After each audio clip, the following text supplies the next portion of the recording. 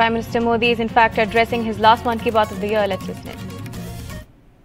सुखद होता है, कितना संतोषदायी होता है मन की बात के द्वारा आपसे मिलकर मैं यही अनुभूति करता हूं। और आज तो हमारी साझा यात्रा का ये 108वां एपिसोड है। हमारे यहाँ 108 अंक का महत्व, उसकी पवित्रता एक गहन अध्ययन का विषय है। माला में 108 मन के, 108 बार जप, 108 दिव्य क्षेत्र, मंदिरों में 108 सीढ़ियां, 108 घंटियां, 108 का ये अंक असीम आस्था से जुड़ा हुआ है। इसलिए मन की बात का 108वां एपिसोड मेरे लिए और खास हो गया है। इन 108 एपिसोड्स में हमने जन भागीदारी के कितने ही उदाहरण देखे हैं, उनसे प्रेरणा पाई है। अब इस पड़ाव पर पहुंचने के बाद हमें नए सिरे से नई ऊर्जा के साथ और तेज गति से बढ़ने का संकल्प लेना है। और ये कितना सुखद योग है कि कल का सूर्योदय 2024 का प्रथम सूर्योदय होगा। हम वर्ष 2024 में प्रवेश कर चुके होंगे। आप सभी को 2024 की बहुत बहुत शुभकामनाएं। साथियों, मन की बात सुनने वाले कई लोगों ने मुझे पत्र लिखकर अपने यादगार पल साझा किए हैं। ये 140 करोड़ भारतीयों की ताकत है कि इस वर्ष हमारे देश ने कई विशेष उपलब्धियां हासिल की है। इसी साल नारी शक्ति वंदन अधिनियम पास हुआ, जिसकी प्रतीक्षा बरसों से थी। बहुत सारे लोगों ने पत्र लिखकर भारत के 5वीं सबसे बड़ी अर्थव्यवस्था बनने पर खुशी जाहिर की। अनेक लोगों ने मुझे G20 समिट की सफलता याद दिलाई। साथियों, आज भारत का कोना कोना आत्मविश्वास से भरा हुआ है। विकसित भारत की भावना से, आत्मनिर्भरता की भावना से ओतप्रोत है। 2024 में भी हमें इसी भावना और मोमेंटम को बनाए रखना है। दिवाली पर रिकॉर्ड कारोबार ने ये साबित किया कि हर भारतीय वोकल फॉर लोकल के मंत्र को महत्व दे रहा है। साथियों, आज भी कई लोग मुझे चंद्रयान 3 की सफलता को लेकर संदेश भेजते रहे हैं। मुझे विश्वास है कि मेरी तरह आप भी हमारे वैज्ञानिकों और विशेषकर महिला वैज्ञानिकों को लेकर गर्व का अनुभव करते होंगे। साथियों, जब नाटू नाटू को ऑस्कर मिला तो पूरा देश खुशी से झूम उठा। द एलिफेंट विस्परर्स को सम्मान की बात जब सुनी तो कौन खुश नहीं हुआ। इनके माध्यम से दुनिया ने भारत की क्रिएटिविटी को देखा और पर्यावरण के साथ हमारे जुड़ाव को समझा। इस साल स्पोर्ट्स में भी हमारे एथलीटों ने जबरदस्त प्रदर्शन किया।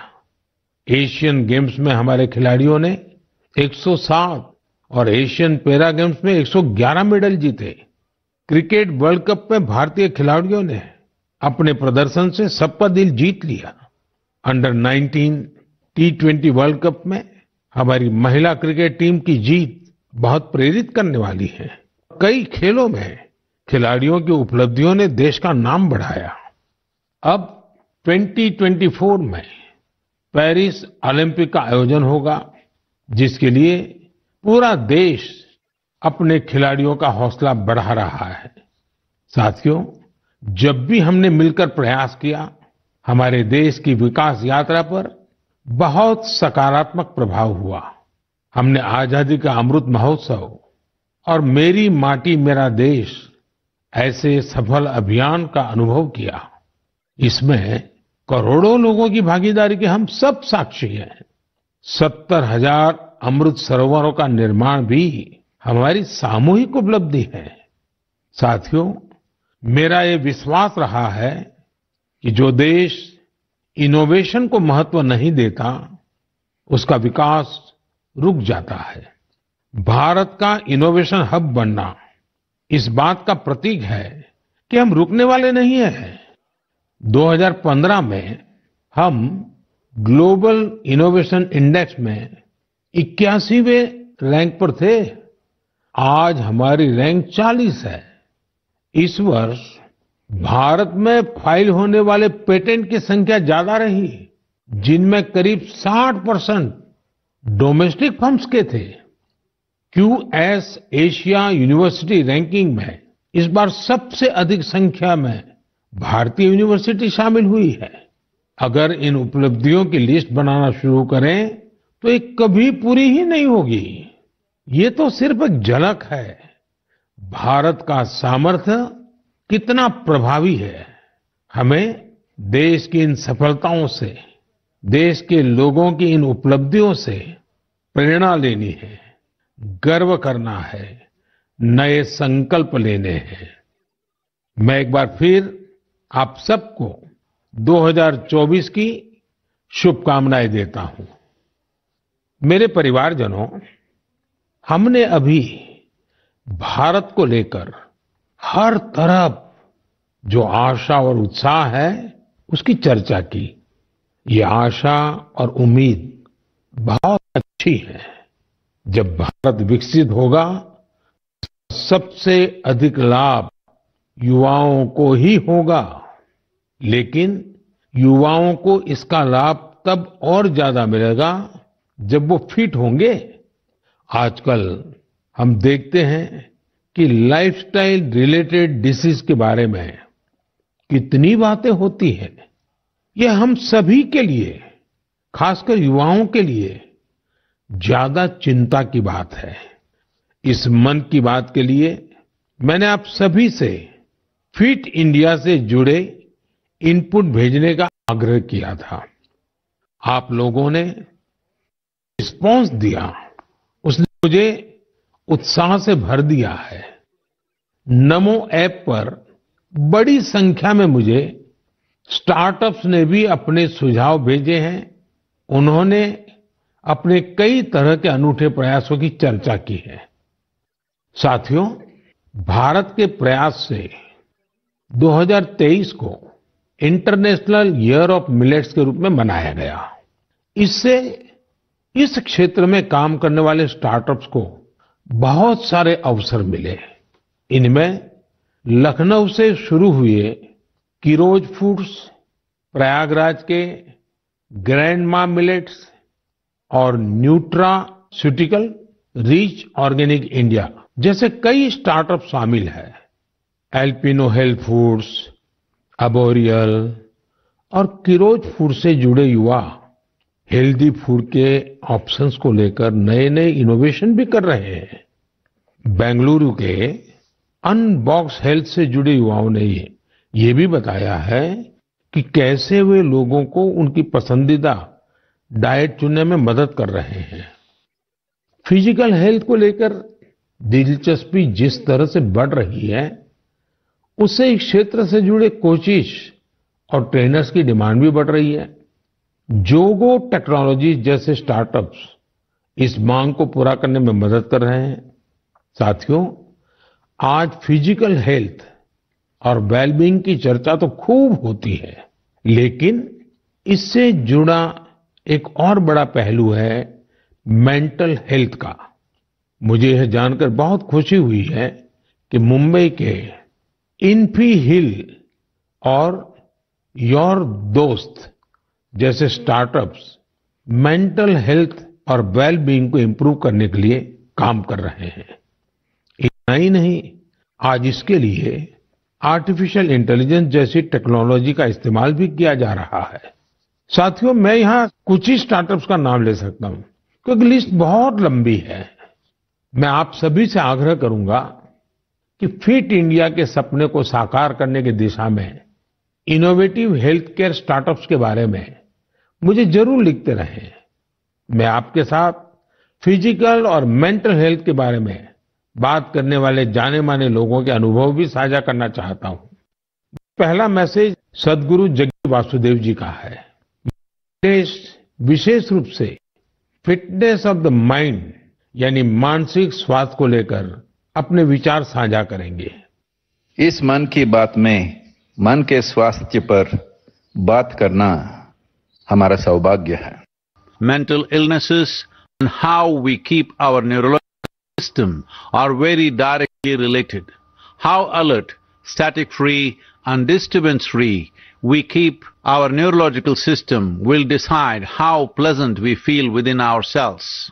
What we call as peace, love, joy, blissfulness, agony, depression, ecstasy, all have a chemical and neurological basis. Pharmacology is essentially trying to fix the chemical imbalance within the body by adding chemicals from outside. Mental illnesses are being managed this way. But we must realize that taking chemicals from outside in the form of medications is necessary when one is in extreme situation. Working for an internal mental health situation or working for an equanimous chemistry within ourselves, a chemistry of peacefulness, joyfulness, blissfulness, is something that has to be brought into every individual's life, into the cultural life of a society and the nations around the world and the entire humanity. It's very important we understand our mental health, our sanity is a fragile privilege. We must protect it, we must nurture it. For this, there are many levels of practices in the yogic system. Completely internalized processes that people can do as simple practices with which they can bring certain equanimity to their chemistry and certain calmness to their neurological system. The technologies of inner well-being is what we call as the yogic sciences. Let's make it happen. सामान्य तौर पर सद्गुरु जी ऐसे ही बेहतरीन तरीके से अपनी बातों को सामने रखने के लिए जाने जाते हैं। आइए अब हम जानी मानी क्रिकेट खिलाड़ी हरमनप्रीत कौर जी को सुनते हैं। नमस्कार, मैं अपने देशवासियों को मन की बात के माध्यम से कुछ कहना चाहती हूँ। माननीय प्रधानमंत्री श्री नरेंद्र मोदी जी के फिट इंडिया की पहल मुझे अपने फिटनेस मंत्र आप सभी के साथ शेयर करने के लिए प्रोत्साहित किया है। आप सभी को मेरा पहला सजेशन यही है, one can not out train a bad diet. इसका अर्थ ये है, आप कब खाते हो और क्या खाते हो, इसके बारे में आपको बहुत सावधान रहना होगा। हाल ही में माननीय प्रधानमंत्री मोदी जी ने सभी को बाजरा खाने के लिए इनकरेज किया है, जो कि इम्यूनिटी बढ़ाता है और टिकाऊ खेती करने में सहायता करता है और पचाने में भी आसान है। रेगुलर एक्सरसाइज और 7 घंटे की पूरी नींद बॉडी के लिए बहुत जरूरी है और फिट रहने के लिए मदद करती है। इसके लिए बहुत डिसिप्लिन एंड कंसिस्टेंसी की जरूरत होगी। जब आपको इसका रिजल्ट मिलने लग जाएगा तो आप डेली खुद ही एक्सरसाइज करना स्टार्ट कर दोगे। मुझे आप सबसे बात करने और अपना फिटनेस मंत्र शेयर करने का अवसर देने के लिए माननीय प्रधानमंत्री जी का बहुत धन्यवाद। हरमनप्रीत जी जैसी प्रतिभाशाली खिलाड़ी की बातें निश्चित रूप से आप सभी को प्रेरित करेगी। आइए ग्रैंड मास्टर विश्वनाथन आनंद जी को सुने। हम सभी जानते हैं कि उनके खेल शतरंज के लिए मेंटल फिटनेस का कितना महत्व है। Namaste. I'm Vishwanathan Anand. You have seen me play chess, and very often I'm asked, what is your fitness routine? Now, chess requires a lot of focus and patience. So I do the following, which keeps me fit and agile. I do yoga 2 times a week. I do cardio 2 times a week. And 2 times a week, I focus on flexibility, stretching, weight training, and I tend to take 1 day off per week. All of these are very important for chess. You need to have the stamina to last 6 or 7 hours of intense mental effort, but you also need to be flexible to be able to sit comfortably, and the ability to regulate your breath to calm down is helpful when you want to focus on some problem, which is usually a chess game. My fitness tip to all Man Ki Baat listeners would be to keep calm and focus on the task at hand. The best fitness tip, for me, absolutely the most important fitness tip, is to get a good night's sleep. Do not start sleeping for 4 and 5 hours a night. I think 7 or 8 is an absolute minimum. So we should try as hard as possible to get a good night's sleep, because that is when the next day you're able to get through the day in calm fashion. You don't make impulsive decisions. You're in control of your emotions. For me, sleep is the most important fitness tip. आइए अब अक्षय कुमार जी को सुनते हैं। नमस्कार, मैं हूं अक्षय कुमार। सबसे पहले तो मैं हमारे आदरणीय प्रधानमंत्री जी का बहुत शुक्रिया करता हूं कि उनके मन की बात में मुझे भी अपने मन की बात आपको कह पाने का एक छोटा सा मौका मिला। आप लोग जानते हैं कि मैं फिटनेस के लिए जितना पैशनेट हूं, उससे भी कई ज्यादा पैशनेट हूं नेचुरल तरीके से फिट रहने के लिए। मुझे ना ये फैंसी जिम से ज्यादा पसंद है बाहर स्विमिंग करना, बैडमिंटन खेलना, सीढ़ियां चढ़ना, मुद्गर से कसरत करना, अच्छा हेल्दी खाना खाना। जैसे मेरा ये मानना है कि शुद्ध घी अगर सही मात्रा में खाया जाए तो हमें फायदा करता है, लेकिन मैं देखता हूं कि बहुत से यंग लड़के लड़कियां इस वजह से घी नहीं खाते कि कहीं वो मोटे ना हो जाए। बहुत जरूरी है कि हम ये समझे कि क्या हमारी फिटनेस के लिए अच्छा है और क्या बुरा है। डॉक्टर्स की सलाह से आप अपना लाइफस्टाइल बदलो, ना कि किसी फिल्म स्टार की बॉडी देखकर। एक्टर स्क्रीन पे जैसे दिखते हैं वैसे तो कई बार होते भी नहीं है। कई तरह के फिल्टर और स्पेशल इफेक्ट्स यूज होते हैं और हम उसे देखकर अपने शरीर को बदलने के लिए गलत तरीके शॉर्टकट का इस्तेमाल करना शुरू कर देते हैं। आजकल इतने सारे लोग स्टेरॉइड लेकर ये 6 पैक 8 पैक इसके लिए चल पड़ते हैं। यार, ऐसे शॉर्टकट से बॉडी ऊपर से फूल जाती है लेकिन अंदर से खोखली रह जाती है। आप लोग याद रखिएगा कि shortcut can cut your life short. आपको शॉर्टकट नहीं, लॉन्ग लास्टिंग फिटनेस चाहिए। दोस्तों, फिटनेस एक तरह की तपस्या है, इंस्टेंट कॉफी या 2 मिनट का नूडल नहीं है। इस नए साल में अपने आप से वादा करो, नो केमिकल्स, नो शॉर्टकट, कसरत, योग, अच्छा खाना, वक्त पे सोना, थोड़ा मेडिटेशन और सबसे जरूरी, जैसे आप दिखते हो ना, उसे खुशी से एक्सेप्ट करो। आज के बाद फिल्टर वाली लाइफ नहीं, फिटर वाली लाइफ जियो। Take care. जय महाकाल। इस सेक्टर में कई और स्टार्टअप्स हैं, इसलिए मैंने सोचा कि एक युवा स्टार्टअप फाउंडर से भी चर्चा की जाए जो इस क्षेत्र में बेहतरीन काम कर रहे हैं। नमस्कार, मेरा नाम ऋषभ मल्होत्रा है और मैं बैंगलोर का रहने वाला हूं। मुझे ये जानकर बेहद खुशी हुई कि मन की बात में फिटनेस पर चर्चा हो रही है। मैं खुद फिटनेस की दुनिया से बिलोंग करता हूं और बैंगलोर में हमारा एक स्टार्टअप है जिसका नाम है तगड़ा रहो। हमारा स्टार्टअप भारत के पारंपरिक व्यायाम को आगे लाने के लिए बनाया गया है। भारत के पारंपरिक व्यायाम में एक बहुत ही अद्भुत व्यायाम है जो है गदा व्यायाम, और हमारा पूरा फोकस गदा और मुग्दर व्यायाम पर ही है। लोगों को जानकर आश्चर्य होता है कि आप गदा से सारी ट्रेनिंग कैसे कर लेते हैं। मैं ये बताना चाहूंगा कि गदा व्यायाम हजारों साल पुराना व्यायाम है और ये हजारों सालों से भारत में चलता आ रहा है। आपने इसे छोटे बड़े अखाड़ों में देखा होगा और हमारे स्टार्टअप के माध्यम से हम इसे एक आधुनिक फॉर्म में वापस लेके आए हैं। हमें पूरे देश से बहुत प्यार मिला है, बहुत अच्छा रिस्पांस मिला है। मन की बात के माध्यम से मैं ये बताना चाहूंगा कि इसके अलावा भी भारत में बहुत से ऐसे प्राचीन व्यायाम हैं, हेल्थ और फिटनेस से रिलेटेड विधि है जो हमें अपनानी चाहिए और दुनिया में आगे भी सिखानी चाहिए। मैं फिटनेस की दुनिया से हूं तो आपको एक पर्सनल टिप देना चाहूंगा। गदा व्यायाम से आप अपना बल, अपनी ताकत, अपना पोस्चर और अपनी ब्रीदिंग को भी ठीक कर सकते हैं। तो गदा व्यायाम को अपनाएं और इसे आगे बढ़ाएं। जय हिंद। साथियों, हर किसी ने अपने विचार रखे हैं, लेकिन सबका एक ही मंत्र है, हेल्दी रहें, फिट रहें। 2024 की शुरुआत करने के लिए आपके पास अपनी फिटनेस से बड़ा संकल्प और क्या होगा। मेरे परिवारजनों, कुछ दिन पहले काशी में एक एक्सपेरिमेंट हुआ था जिसे मैं मन की बात के श्रोताओं को जरूर बताना चाहता हूं। आप जानते हैं कि काशी तमिल संगमम में हिस्सा लेने के लिए हजारों लोग तमिलनाडु से काशी पहुंचे थे। वहां मैंने उन लोगों से संवाद के लिए artificial intelligence AI tool Bhashini का सार्वजनिक रूप से पहली बार उपयोग किया।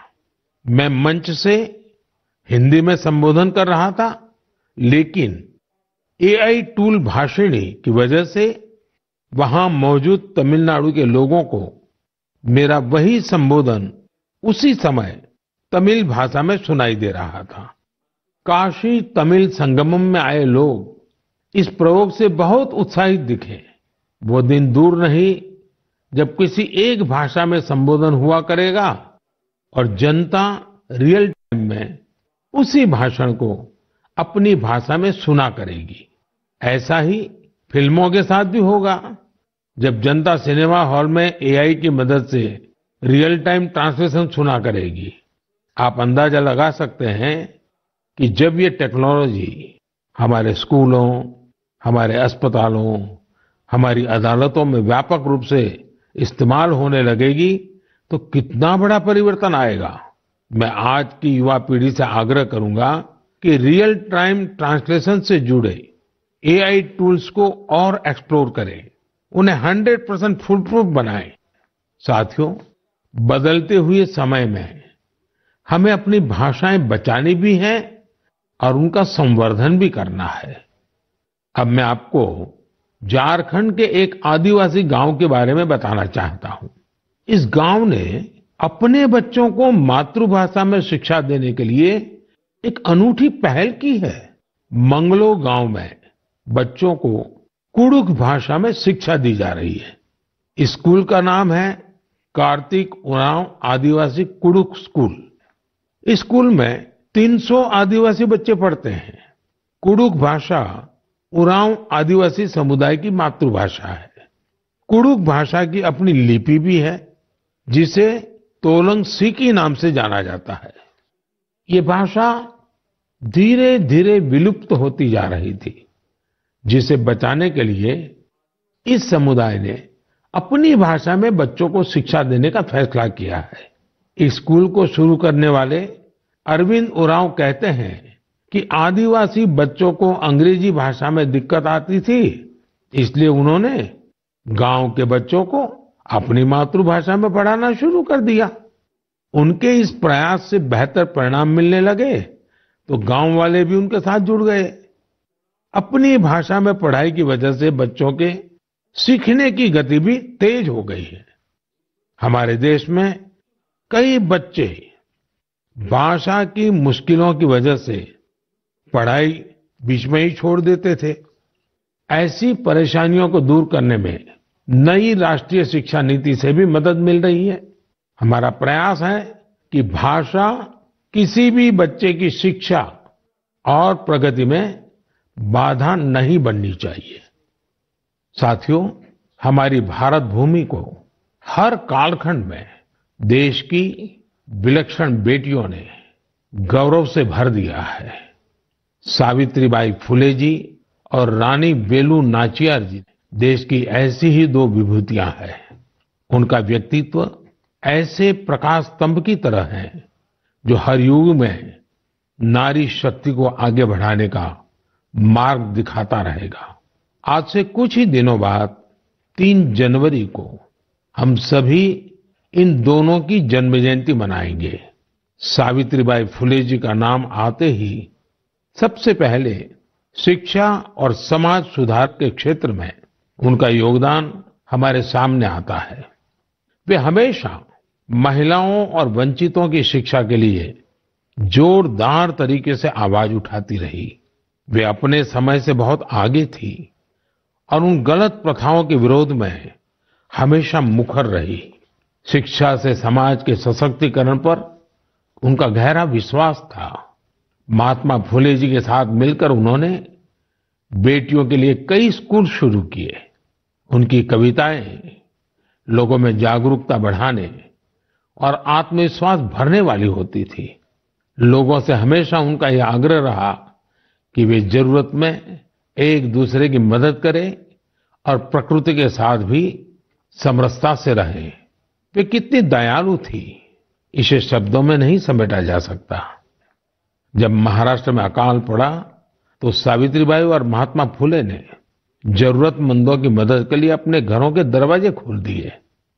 सामाजिक न्याय का ऐसा उदाहरण विरले ही देखने को मिलता है। जब वहां प्लेग का भय व्याप्त था तो उन्होंने खुद को लोगों की सेवा में झोंक दिया। इस दौरान वे खुद इस बीमारी की चपेट में आ गई मानवता को समर्पित उनका जीवन आज भी हम सभी को प्रेरित कर रहा है। साथियों, विदेशी शासन के खिलाफ संघर्ष करने वाली देश की कई महान विभूतियों में से एक नाम रानी वेलु नाचियार का भी है। तमिलनाडु के मेरे भाई बहन आज भी उन्हें वीरा मंगई यानी वीर नारी के नाम से याद करते हैं। अंग्रेजों के खिलाफ रानी वेलु नाचियार जिस बहादुरी से लड़ी और जो पराक्रम दिखाया वो बहुत ही प्रेरित करने वाला है। अंग्रेजों ने शिवगंगा साम्राज्य पर हमले के दौरान उनके पति की हत्या कर दी थी, जो वहां के राजा थे। रानी वेलु नाचियार और उनकी बेटी किसी तरह दुश्मनों से बच निकली थी। वे संगठन बनाने और मरूद ब्रदर्स यानी अपने कमांडरों के साथ सेना तैयार करने में कई सालों तक जुटी रही। उन्होंने पूरी तैयारी के साथ अंग्रेजों के खिलाफ युद्ध शुरू किया और बहुत ही हिम्मत और संकल्प शक्ति के साथ लड़ाई लड़ी। रानी वेलु नाचियार का नाम उन लोगों में शामिल है जिन्होंने अपनी सेना में पहली बार ऑल विमेन ग्रुप बनाया था। मैं इन दोनों वीरांगनाओं को श्रद्धा सुमन अर्पित करता हूं। मेरे परिवारजनों, गुजरात में डायरा की परंपरा है। रात भर हजारों लोग डायरा में शामिल होकर के मनोरंजन के साथ ज्ञान को अर्जित करते हैं। इस डायरा में लोक संगीत, लोक साहित्य और हास्य की त्रिवेणी हर किसी के मन को आनंद से भर देती है। इस डायरा के एक प्रसिद्ध कलाकार हैं भाई जगदीश त्रिवेदी जी। हास्य कलाकार के रूप में भाई जगदीश त्रिवेदी जी ने 30 साल से भी ज्यादा समय से अपना प्रभाव जमा रखा है।